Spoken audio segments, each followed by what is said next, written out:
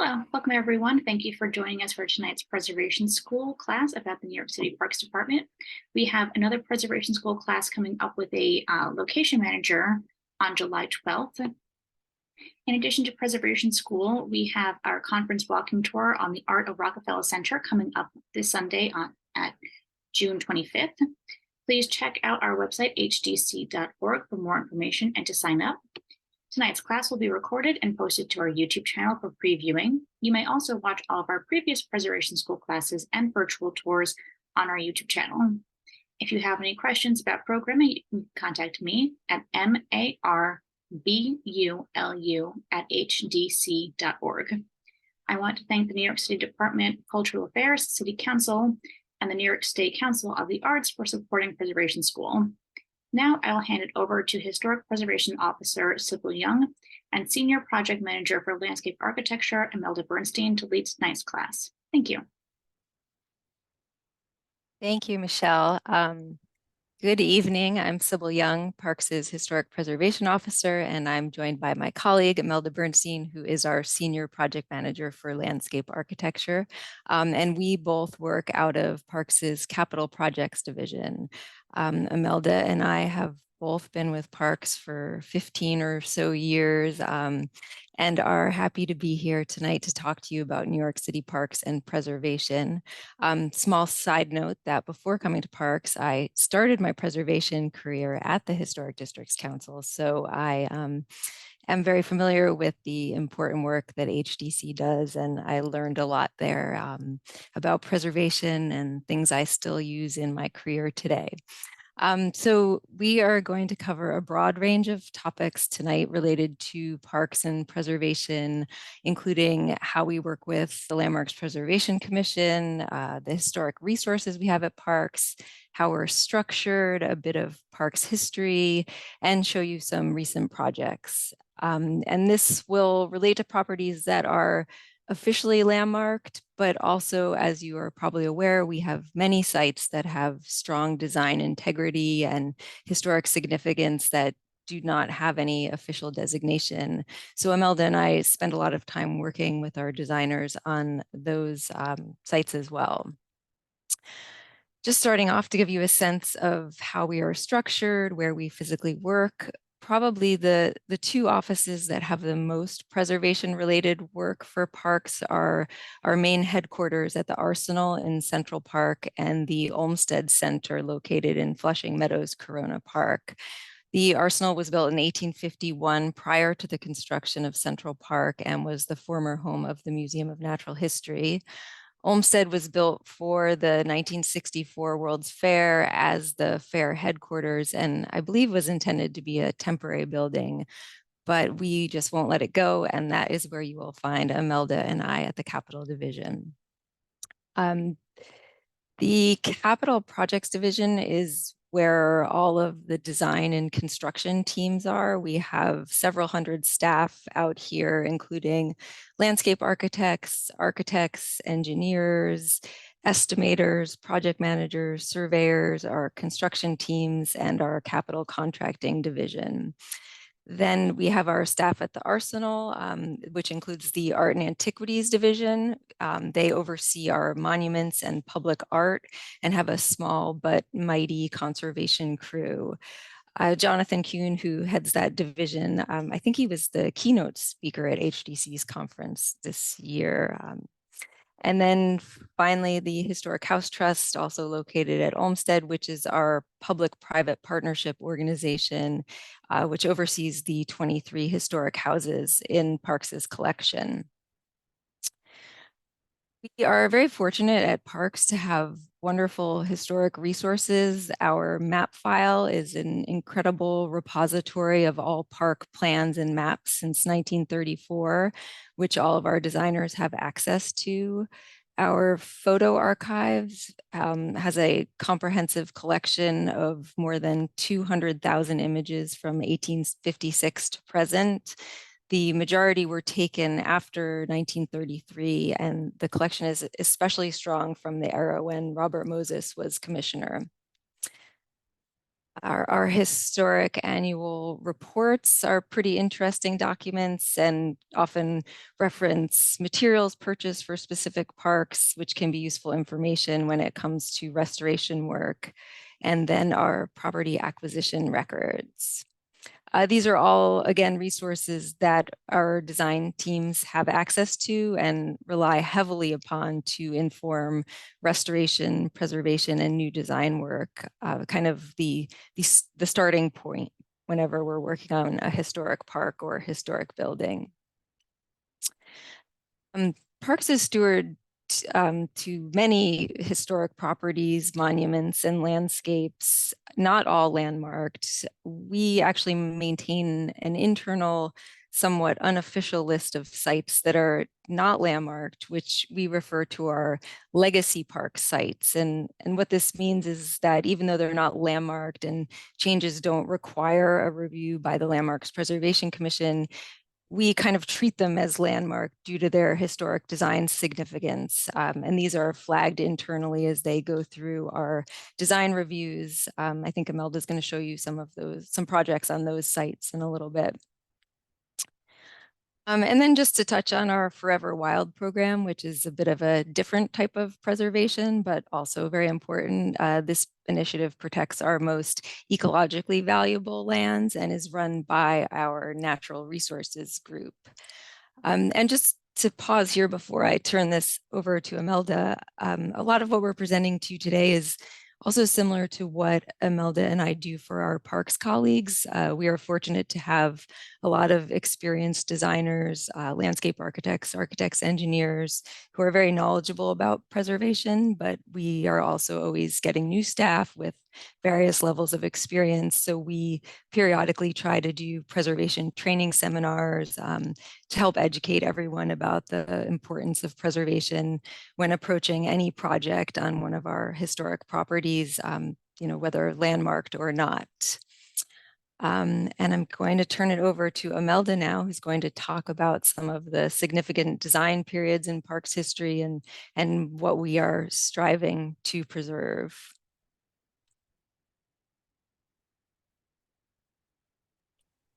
All right, thank you, Sybil.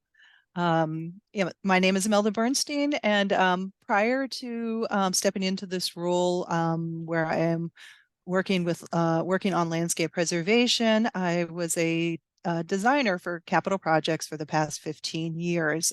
So it's interesting to be able to work on this side and help guide our current construction projects with a view of preservation.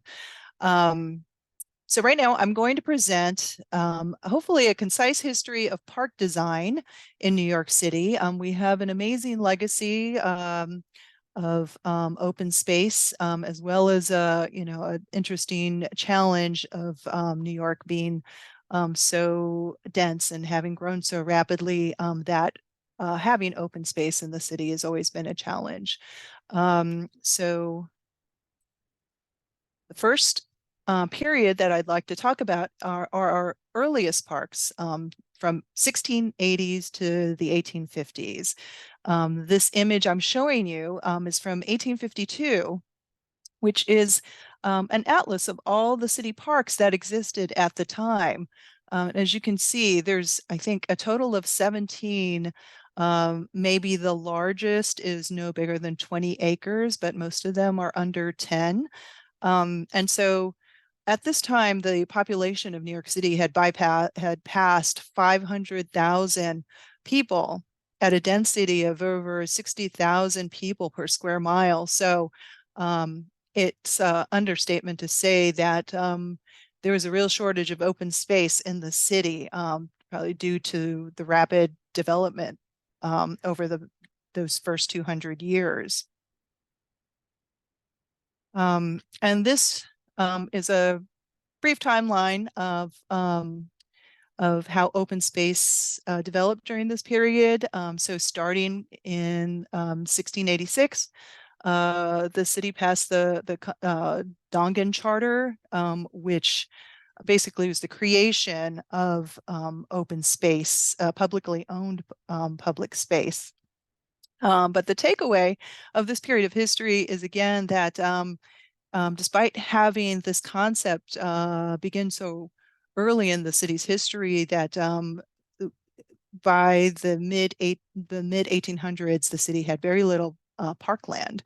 As you can see here in the last three dates, the outer boroughs were also just starting to urbanize, and they were also allocating space for parks, but they were all still very small.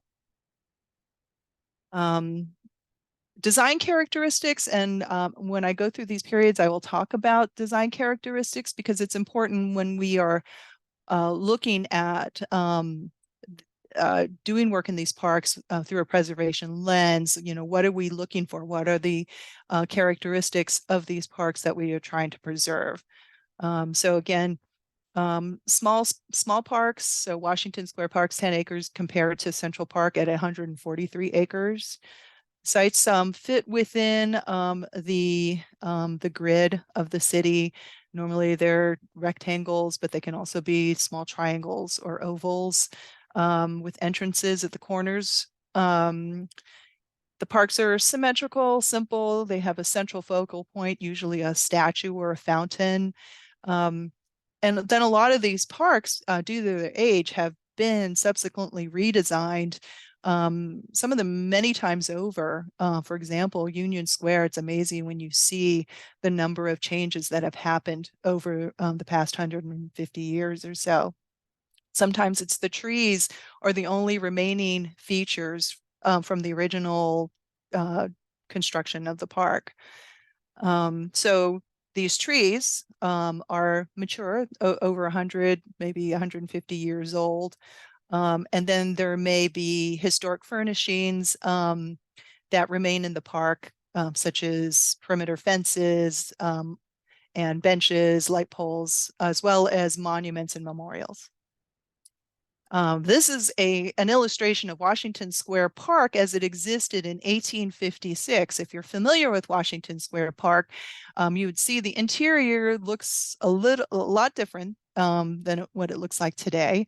What you see are these straight paths, radial paths that lead to the corners of the park. Just very simple passive recreation. These parks are just meant for strolling and viewing greenery, but not really, like there's no adult fitness or there's no playgrounds. Okay, the second important design period is, sorry, can you see the screen with the 1858 Greensward plan?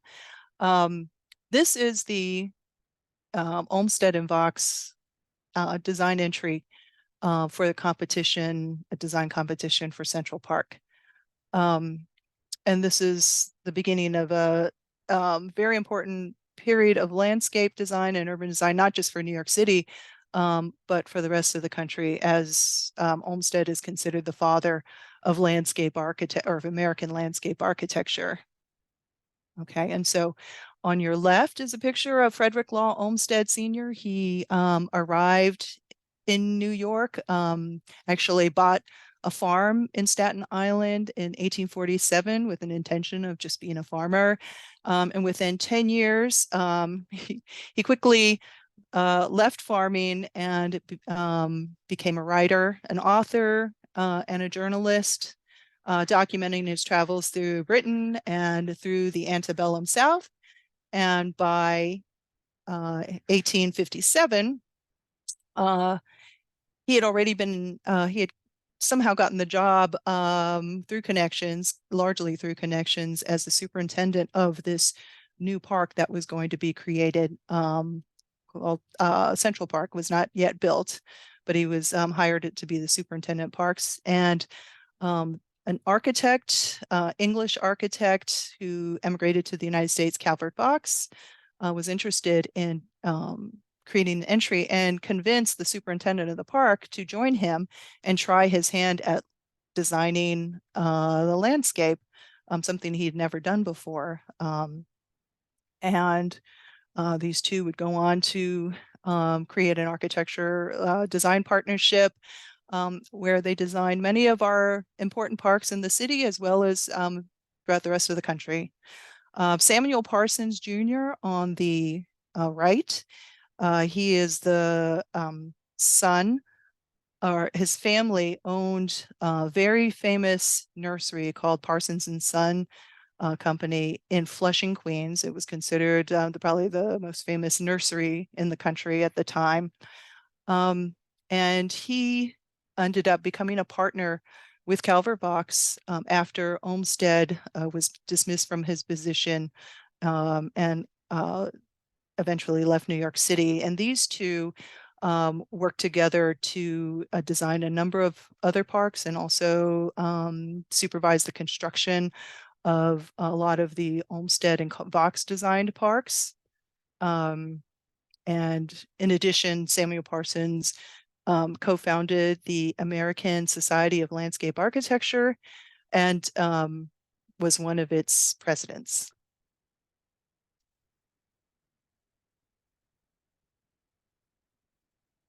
So the creation of Central Park kickstarted not only the first era of major park building in New York City, but also in the United States. The Olmsted and Vaux designed many of the great parks together, such as Central Park, Prospect Park, Eastern Ocean Parkways, of Fort Greene in Brooklyn, Riverside and Morningside Parks. Olmsted gets a lot of the credit because he was an eloquent writer and he could articulate a philosophy of park design that was not just aesthetic, but that it was important for the health and the well-being of the city and a place where democracy could actually foster, a place that would foster democracy. So the design characteristics, and this is just sort of a broad brush because these parks are very complex, but the design characteristics of the Olmsted and Vaux era parks, they're large, ambitious parks that are set apart from the urban grid, taking up several blocks and hundreds of acres. And they offer a variety of views and experiences. The terms that are typically used for the kind of scenery are pastoral or picturesque landscapes, influenced by the 17th century English landscape garden design. As you can see on the image on the right, there's hardly any straight lines. Here you have the city grid, which just stops, and then you get a lot of what we call naturalistic curving paths. It's a very different environment than the city grid. Olmsted's designs were known for having a hierarchy of circulation and separating the different types of circulation. So you have vehicular paths versus pedestrian paths. You have some that are kind of small and intimate versus sort of wide, broad paths like the mall at Central Park. And again, given the number of acres, they could create these large scale visual compositions where they're moving land, they're creating hills, they're creating lakes, creating waterfalls, all for the, so to create these big three-dimensional views. This was a period of real horticultural interest. So you'll see a lot of plantings, both native and non-native species. And then Calvert Vaux contributed a lot of the architectural elements that you see in Central Park or Prospect Park. And they're mostly either in the Victorian Gothic style or very sort of rustic style. They wanted to make you feel like you were in the Catskills or in the Adirondacks. Okay, and here's images from Prospect Park and Central Park that, again, illustrate those design characteristics. Okay, towards the end of that era, which was from the 1850s to the 1910s, you get the rise of the City Beautiful movement. And you begin to see the aesthetic appear in our urban fabric. Buildings, our public buildings are designed in this city beautiful Beaux-Arts style. But then they're also being introduced, if not directly into our parks, at the entrances of our parks, as this memorial arch at Prospect Park's Grand Army Plaza. So Olmsted had been designing parks for several years now, but towards the end of the 19th century, had joined up with the along with McKim, Mead, and White. They were part of the group of designers that designed the 1893 Columbian Expo in Chicago, which is remembered as the showcase for these ideas of the city beautiful on a really grand scale. And the design characteristics of that city beautiful movement were public buildings and monuments that were grand in scale and based on neoclassic and Beaux-Arts style, just really trying to make the cities kind of more like Europe. City planning favored the geometric layouts and broad tree-lined boulevards. And it was a response against, again, the just crowded and poor crowded conditions that you found in our in many of our cities at this time because of the tremendous growth in the 19th century. And I want to bring up the City Beautiful movement is important. We do see in Grand Army plazas of both Manhattan and Brooklyn. There's also the Prison Ship Martyrs Monument in Fort Greene, the Doric Column. These are all designed by McKim, Mead, and White, except for I think Thomas Hastings worked on the Grand Army Plaza in Manhattan. But you also see that this movement carries over to our next period of park design, which is the WP era under Robert Moses. And so this was a very short, Robert Moses, among other things, he wore many different hats, as many of you know, but he was Parks Commissioner from 1934 to 1960, I believe. But this period that we're going to focus on was very early on during the era, Franklin D. Roosevelt's era of the New Deal, which was created in 1933. And by 1934, LaGuardia made Robert Moses the city parks commissioner under the Unified Parks Department. So he was our first parks commissioner. And this plan is an early sketch for the 1939's New York World's Fair in Flushing Meadows that was done by Gilmore D. Clark, who was Moses's chief landscape architect. And you can see kind of with this like very formal construction, a layout plan, that there are elements of that, the ideas of the city beautiful. Okay, so Robert Moses is on the left, pictured on the left. And at the time he was made Parks Commissioner, he also had, he was the New York State Parks Commissioner and head of some authorities. If you want to know more about him, there are many books, including the very large Power Broker that you can read. And the two gentlemen in the middle are his lead landscape architects, Gilmore D. Clark and Michael Rapuano. And then on the right is Imar Emery II, who was one of the main architects working under Robert Moses during this period.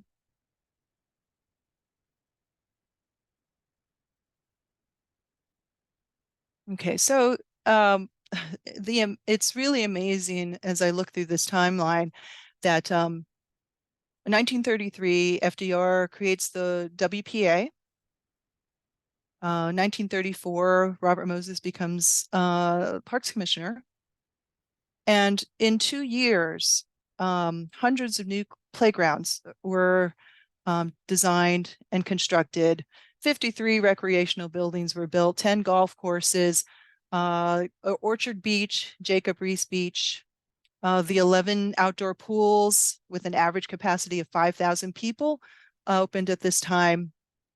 The Grand Central, Interborough, and Laurelton Parkways, which are all parkland, were also opened. It's an amazing,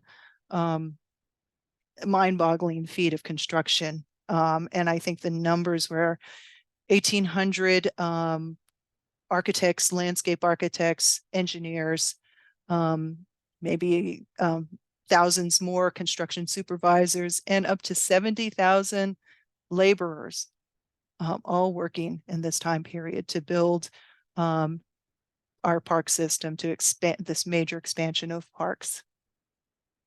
1939, the New York World's Fair opens in Flushing Meadows Corona Park.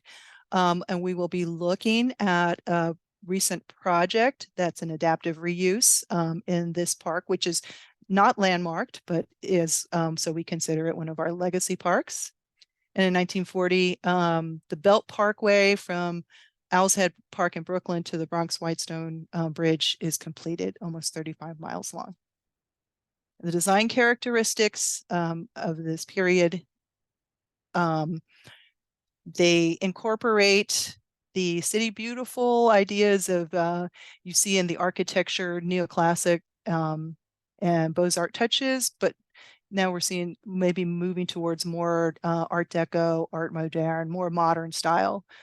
The parks and parkways also feature, they still continue to feature some rustic materials and wood and stone.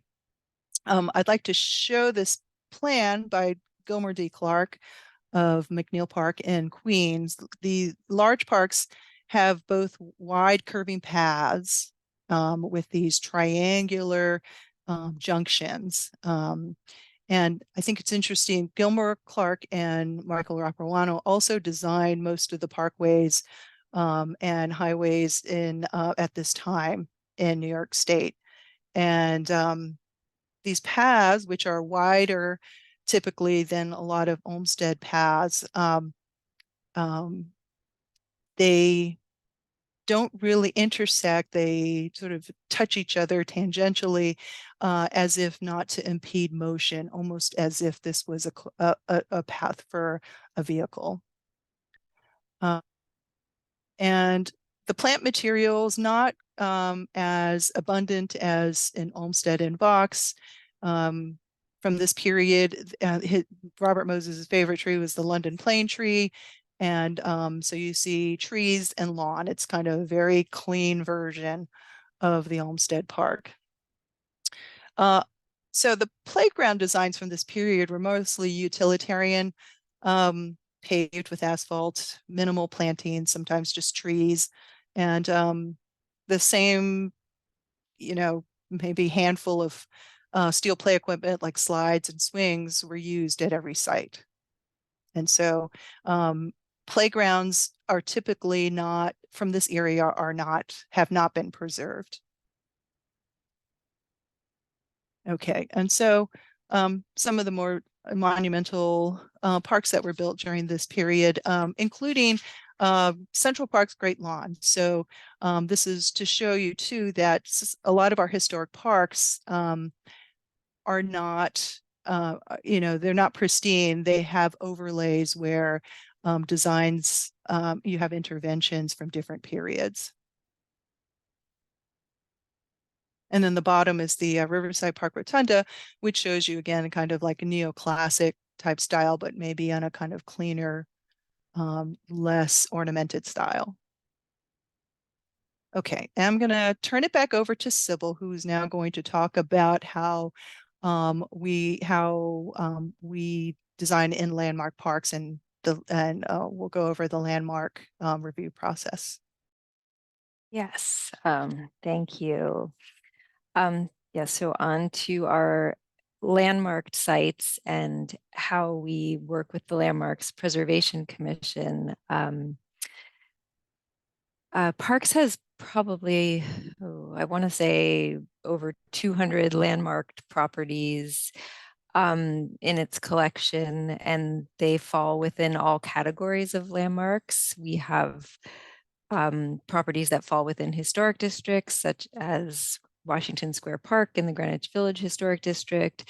We have individual landmarks that include our 23 historic house sites. A lot of our pools and recreation centers are individual landmarks.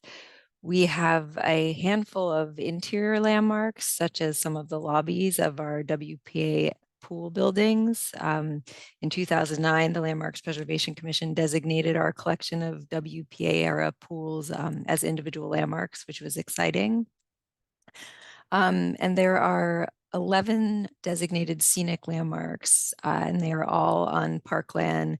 Those are generally our larger historic parks like Central Park, Riverside Park, Prospect Park, and also Ocean and Eastern Parkways in Brooklyn.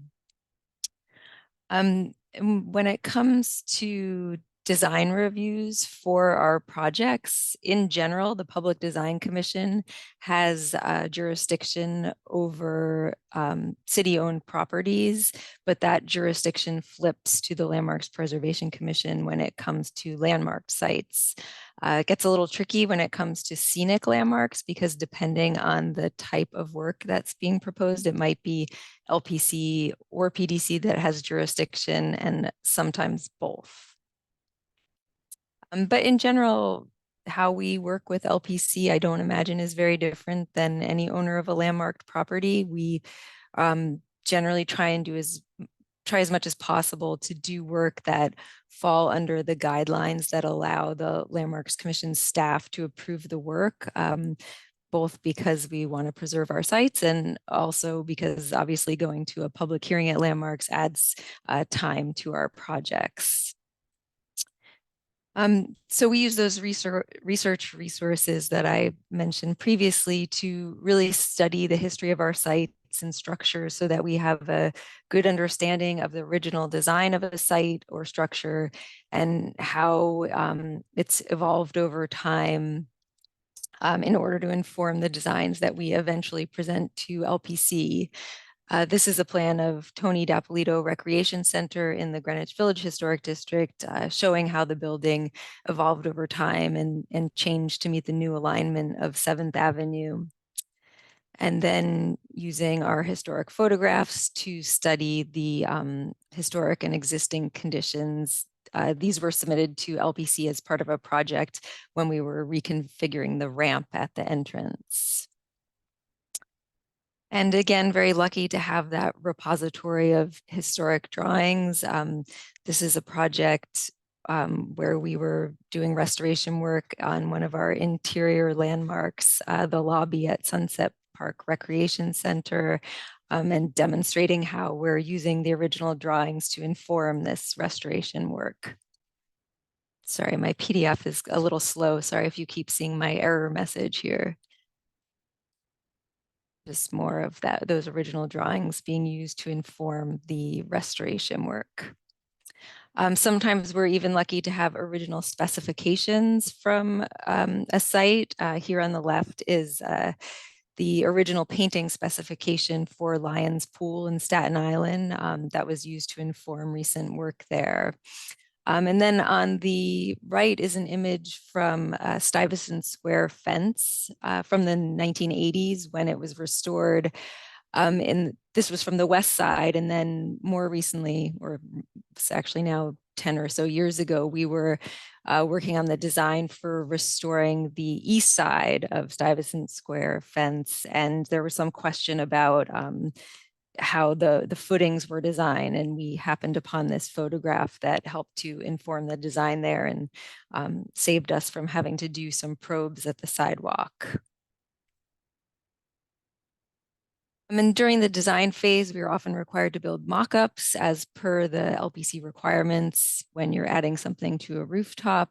Here at Tony D'Appolito Recreation Center, we were raising a fence for safety code reasons.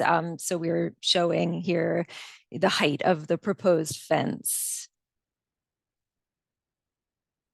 And something we've been coming to the commission with a lot in recent years, seeking approvals for, is HVAC upgrades at a lot of our WPA era pools.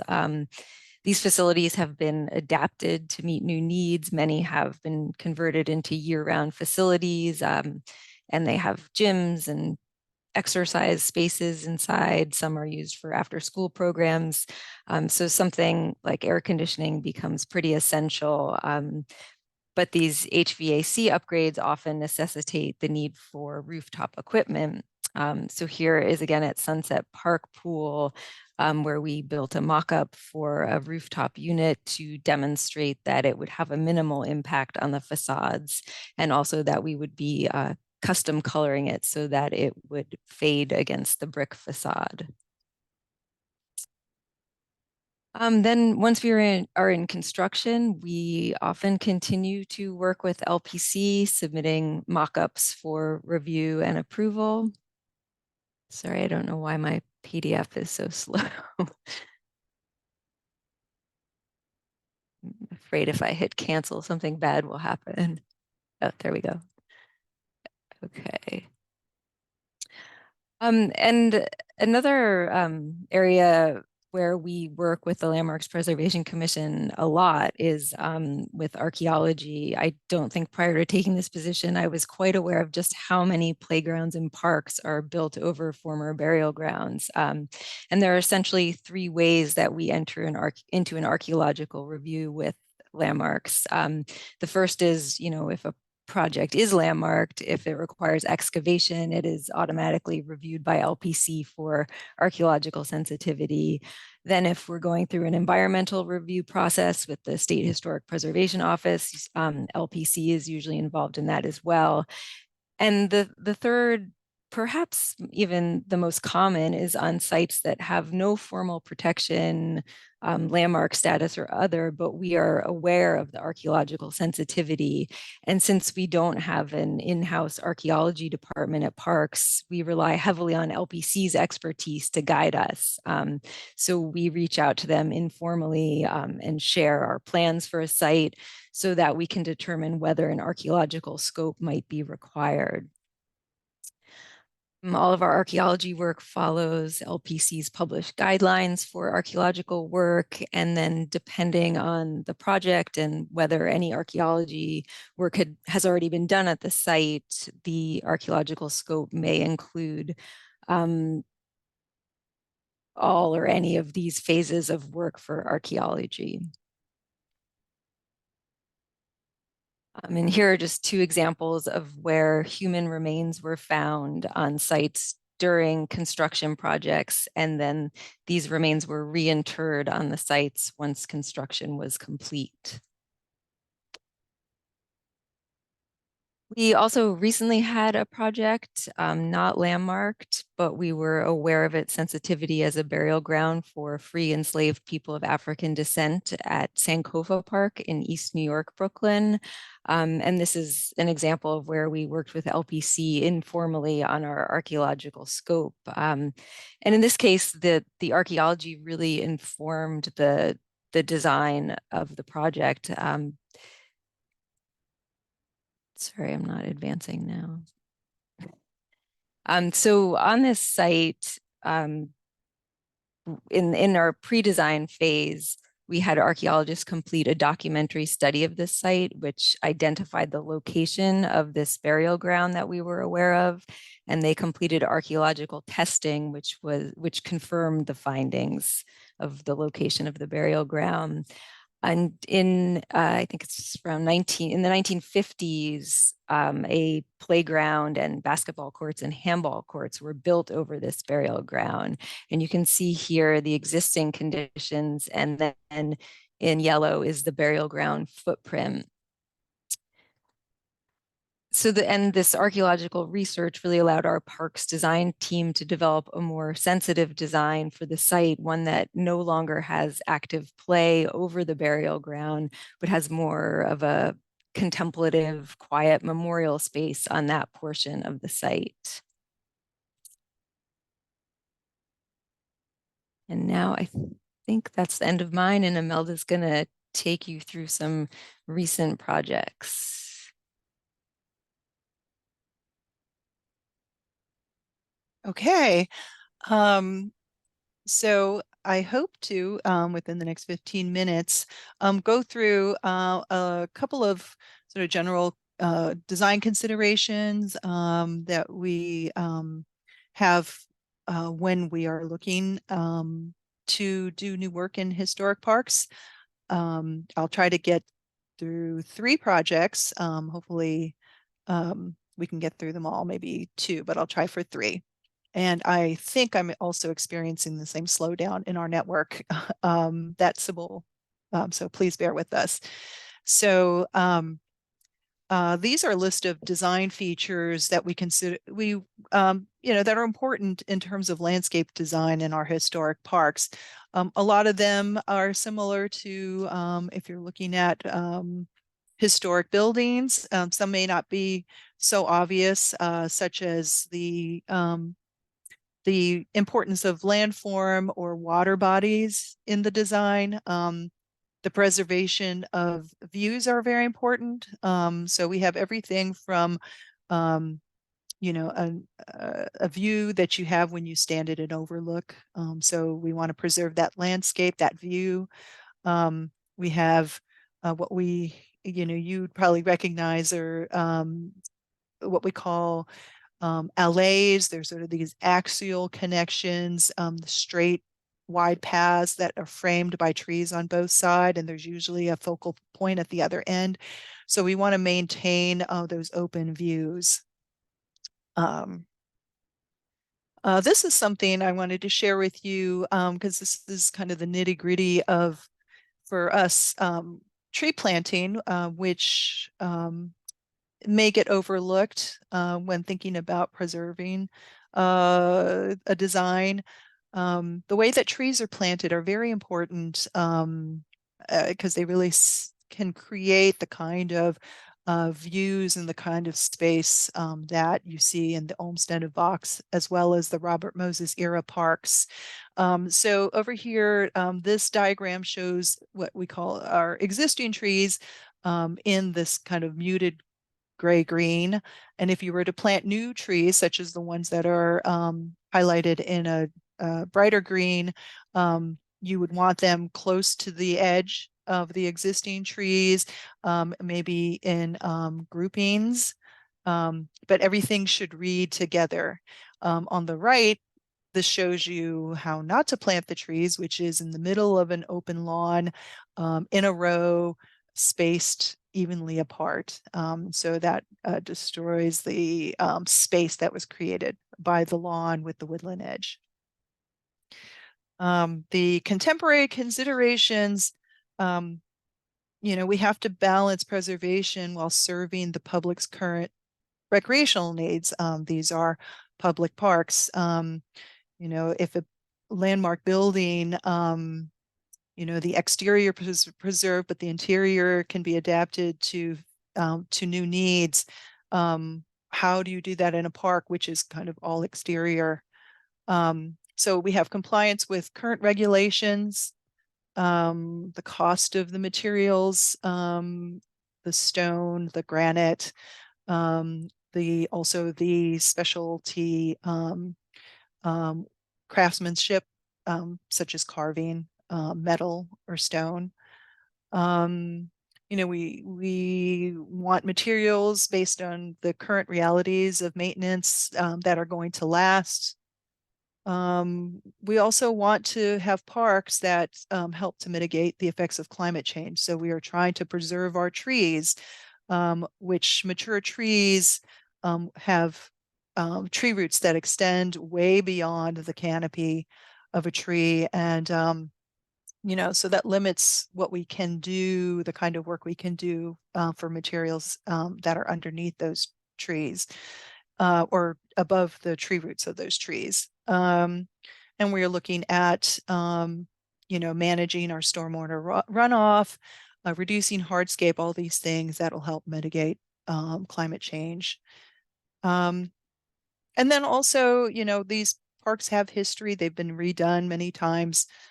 So we have to really look at the history and say, well, which design periods take precedence, you know, which are we going to look to preserve? The first project that I'm going to look at is an adaptive reuse project in Flushing Meadows. It's the Fountain of the Fair's Mist Garden. Flushing Meadows is located in Queens, between the Grand Central Parkway and the Van Wyck Expressway. It's the, let's see,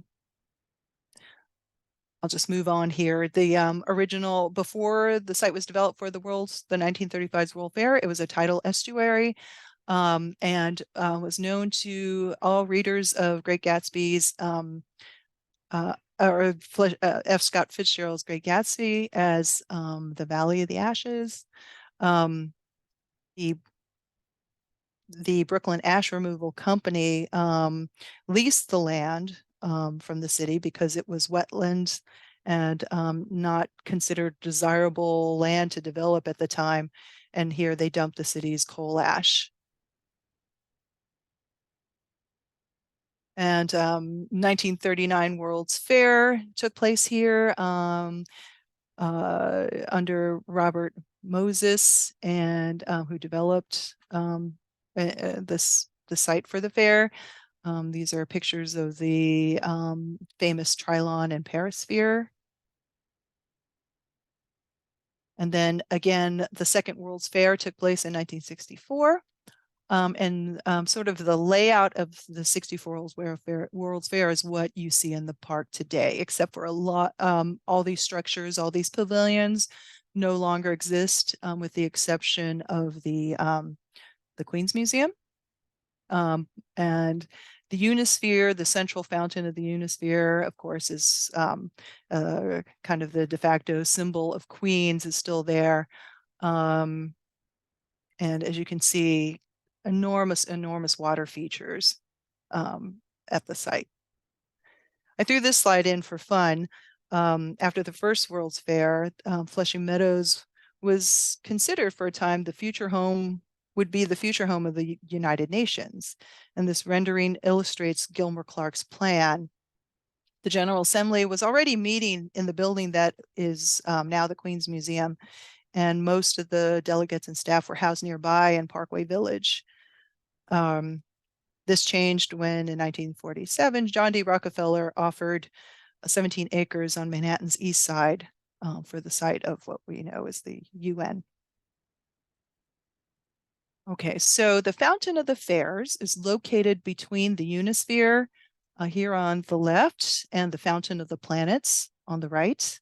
There are three basins that had large water jets, and it's an straight axial connection between the Unisphere and the Fountain of the Planets. The project that you're actually going to see is in this red rectangle, the reflecting pool. The design for this master plan that I will show you was developed by our consultants, Cannell Rothschild and Partners, QRP. This is a picture of the Unisphere fountain. And then this is the reflecting pool, which had not been used as a water feature for decades. So it sits empty. You see the original granite coping. Let me see, the stone, the Stony Creek granite is the same standard granite that's used for the base of the Statue of Liberty.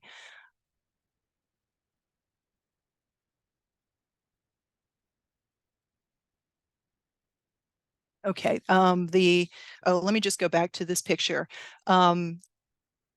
So you can see people are actually, when the fountains are on, this is the only remaining water feature from the World's Fair that is still functioning.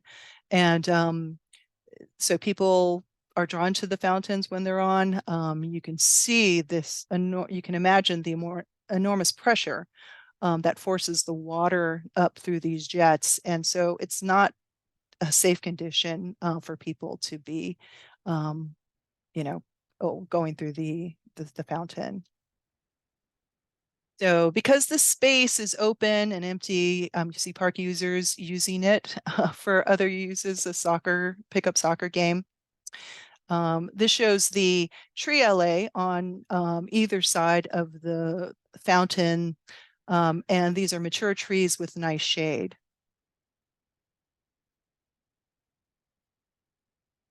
So the site lends itself to hosting events, as you can see from these photographs. And at the community input meetings, the park users expressed that this was a priority for the new design. Other community wishes included more and different types of seating, and that the design should tie in elements from both World's Fairs.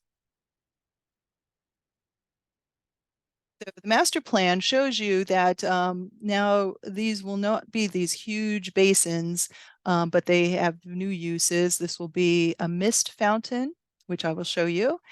There will be a theater in the center basin, and then this last basin will be more water play, but probably not at the scale of the original design. Okay. The design precedents that the designers looked to, there's a mist fountain in Bordeaux, France, that they thought would fit perfectly at this site. And then they also looked closer to home to Bryant Park to show the kind of seating and the kind of feeling that you get sitting underneath shade trees. So this is the plan for the reflecting pool fog fountain. These little dots show you the number of misting nozzles that are on this plaza, which you will see in the photographs of the completed work. And on either side, you have seating, different types of seating, which I'll show you, as well as some cafe tables and chairs. And this open view between the Unisphere and the Fountain of the Planets is maintained. And again, this is an elevation showing you the Unisphere. The original basin is actually still there. The granite copings, that the level of the plaza is raised to meet the top of the granite coping. So you'll still see those original copings, the outline of the basins. But they raised it up, they raised the pavements so that it's a flat condition. As a way to tie in the 1939 World's Fair, the designers looked to Art Deco precedents when developing the paving pattern for the Mist Garden. Jean Dunand, a Swiss artist whose work was displayed at the 1939 World's Fair, developed a lacquer technique that you see here on the left that created patterns reminiscent of tiered waterfalls. The chevron shapes found in many of our Art Deco buildings in the city were also incorporated into the pattern. And this is the paving pattern that the designers developed. You can see where those weirs were that divided the reflecting pools are actually now expressed in the design of the pattern. In addition to 1964 World's Fair benches, which were actually at the World's Fair, these are elements from 64. This was going to be the bench used, but in addition, these really nice lounges were added, and then table and cafe tables and chairs. The plant palettes were chosen. It's not very complicated, as in keeping with a Moses era park. There were existing red maples in the alley, so and any holes in the alley were planted with red maples, and then you see this blood twig dogwood that has a really beautiful winter effect that will kind of that links to the red maple color in the fall. This is the designer's rendering of the fog fountain. And here it is, completed. I think it was completed during COVID, but then actually, I guess, just open to the public in 2 years ago.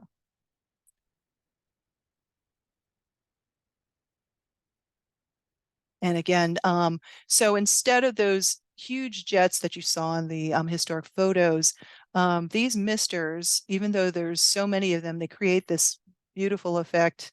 They only, I think they only put out 15 gallons of water per minute, which is well under our DEP regulation of 25 gallons per minute maximum. Okay, so this next project that I'm going to, I see it's 7 o'clock right now, so I'm just going to show you this second project very quick. It's in McGolrick Park in Brooklyn.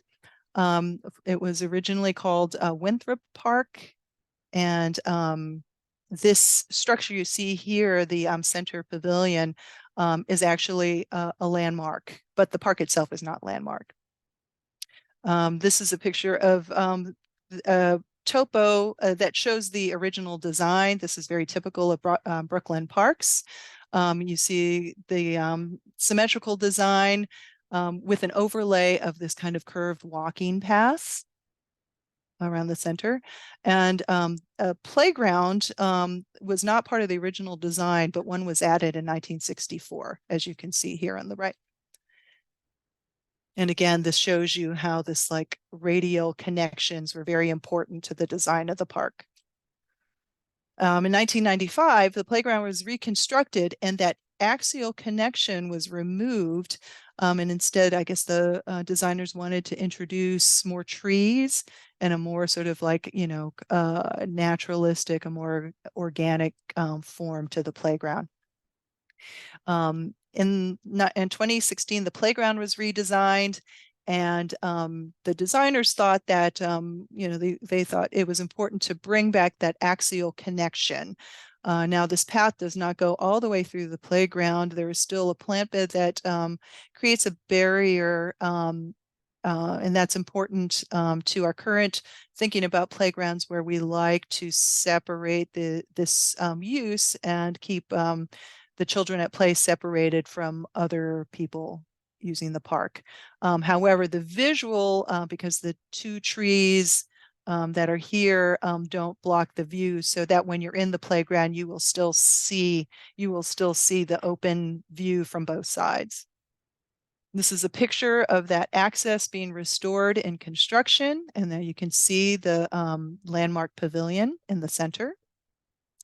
And then the second photo shows the muted play equipment colors that we use in our historic parks to kind of fit more in with the mature trees, just to be a little more traditional. Okay, and I wanted to share with you some stairs that we did in reconstructed stairs and entrances in Jackie Robinson Park, but I think we're out of time. So I'll just kind of flip through these pictures. Essentially the main part that I wanted to show you was that there was this historic path that was removed at some time during the 20th century and was brought back so that you could, it was important that this connection was reestablished so that people could walk through the park from the eastern part of the park to a subway station here on 155th Street. That path, here's an illustration of what that path would look like. Sorry, my screen is gone blank. I think that's our network. So unfortunately, I can't show you the finished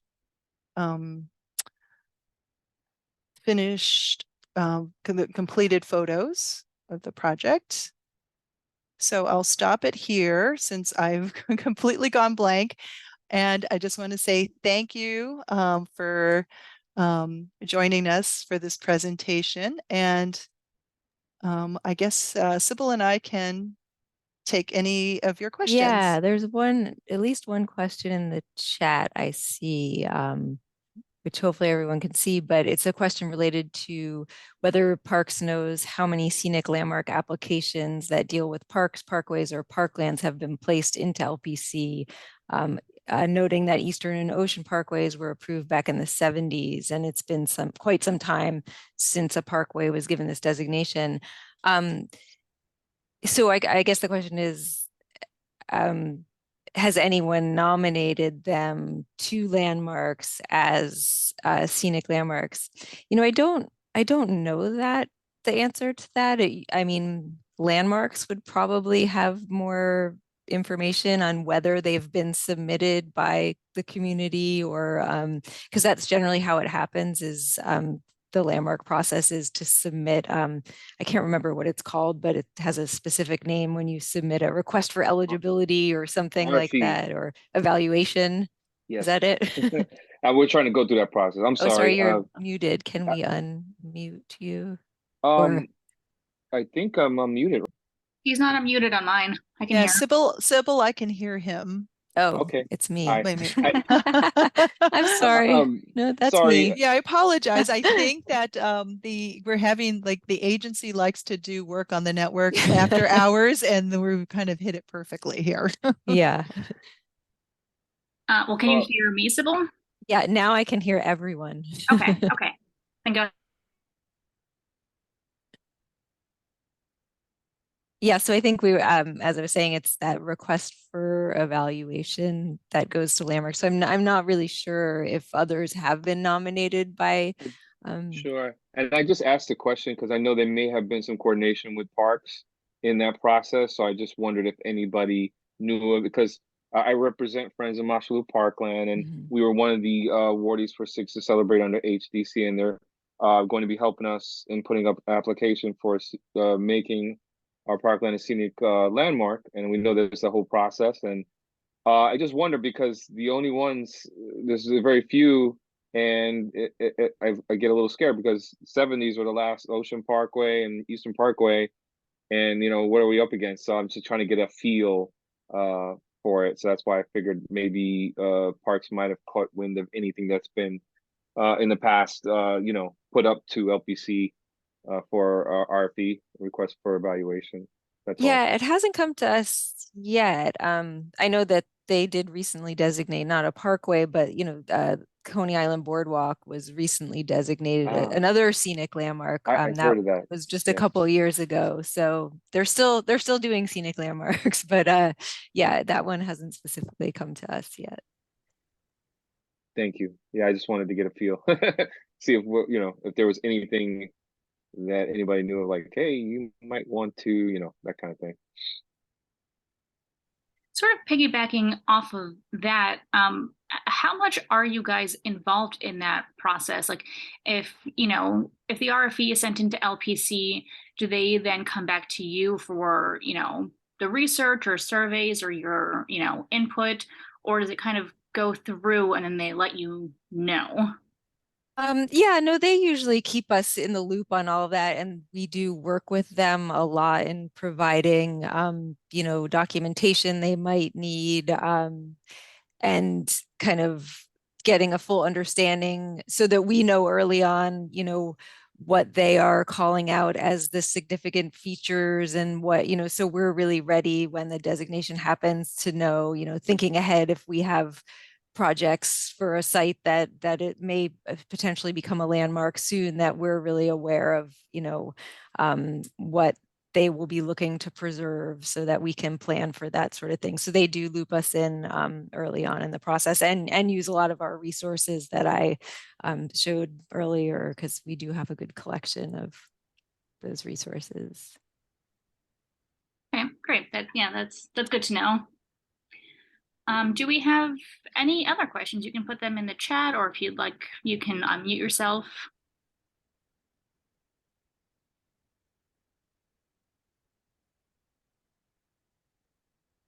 I guess if nobody had anything, I had a real quick piggyback, but I can wait till see if somebody has something. I don't want to take everybody's time. I don't see anyone, so go ahead. Yeah, so to piggyback off that, you do have a lot of resources, and I'm just wondering what's available to the public if we're, doing this process, or do we have to kind of like coordinate with other agencies, in that whole process? Because it'd be interesting to see. Of course, we'll be, I'm sure, working with, we're working with HDC. Obviously, they know the process, and I just wonder if there's a way to, work with you guys a little bit on helping that whole process, and maybe finding other organizations that have advocated for different, parklands or parkways and that kind of thing, to see, how they did it, and if to see what pitfalls they might have had, or what was the obstacles, that kind of thing. So that I'd be interested to know how much we can coordinate with parks on,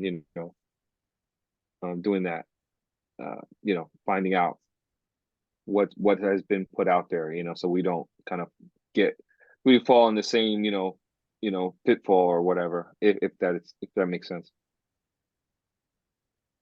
Yeah, I know they recently changed how we access our historic records internally. And Imelda, I'm not sure if you know publicly how that's been affected or what the current process.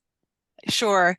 David, have we met? Because I have Yes, attended some of the yes, meetings of the yes, Friends yes, of Moshulu Parkland. I'm glad to see you yes, here. yes. And so, I know the work that the AIA group has been, they've been doing a lot of research, and that I'm actually, trying to keep up with them and try to help out by doing my own research. For your particular case, Moshulu Parkway,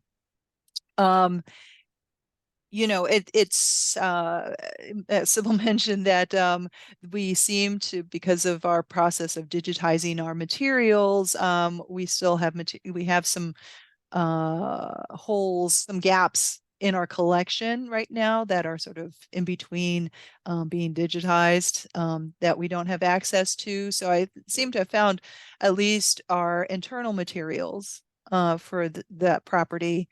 And I know that there was work done, I think, by HDC for the nomination to the state register. So there was some research done. Oh, yes, you're But talking we about should all, I wasn't aware that you were also trying to go through the landmark process. I've never, yeah. since I've only been in this position for the past year or so, have not been here to be part of that process of helping to shepherd a property to landmark status. So yes, and I just wanted to mention real quick. So yes, we're working with the IA folks, of course, on the master plan. This is uh kind of separate, but almost, to help that process along. So obviously, we've let them know about that, and I'm kind of working a little, kind of an offshoot, if you will, of that master Mm-hmm. plan process, because we know that the historical significance of the parkland and everything is very important, and they've already covered a lot of that information. So we were just going on working with HDC on the RFE process, and that's why I was like, wow, great, this is a great help, this webinar today, to get more information, because obviously I'm not a preservationist, and I'm new to this, and this is just good info to keep in the back of my mind when we're doing this whole process. But would love to see if there's, any other resources, maybe later on as we go through this, to see, if we can communicate either through the, you're, working with the AIA, or just, separately, but we'll just let it play out. HDC is the one that's actually helping us with that, of course. So yeah, but thank you for this great presentation. Oh, I'm glad that you found it useful. We tried to cover a Absolutely. lot of information and but we really are proud of our legacy, and it Definitely. really try to honor that legacy by preserving these important spaces. Absolutely. Feel like we're part of the team now. We're part of the, that whole movement, so that's great. Thank you so much. Yeah, and the Fountain of the Fairs project and this other project that I wasn't able to show fully, Jackie Robinson, community input is always important, especially, these older parks, the communities that have had them, the generations of people that have grown up near these parks, they really have a real connection and a real, kind of, they feel like, they're stewards of these parks. And so they really, want to provide input into what happens in these parks. Absolutely. So, but, if you want, I think, I would love to have a separate conversation for you to see what your thinking is. This is new for me, but certainly, I can see what I can do on my end to help the process. Yeah, I'll talk with my executive director and all of us as we, go through this process. So we're, like I said, we're just starting it out. So okay, great. Thank you so much. Mm-hmm. Yes, thank you. And yes, we will make sure everyone is connected throughout this process. But yeah, David, I'm glad you were able to come here today and watch this. And thank you to HDC too, once again, for honoring us and help and working with us. So thank you. We're very happy to. But also thank you to everyone else who came tonight. Appreciated it. Once again, as you also can see, this has been recorded. It will be available on our YouTube channel. Like I said in the beginning, you can watch our other preservation school classes as well. Again, we have another one coming up on July 12th. You can check out our website, hdc.org, for all the information. And since we are after 7 and I don't see any more questions, I say good night. Thank you to both of you. Thank you, Imelda. Thank you, Sybil. Thank you for Thank having you. us. Yeah, it was Thank fun. you. Thank you, guys. Thanks. All Take care. right. Good night and happy Good night. solstice. Summer Bye. solstice. Right.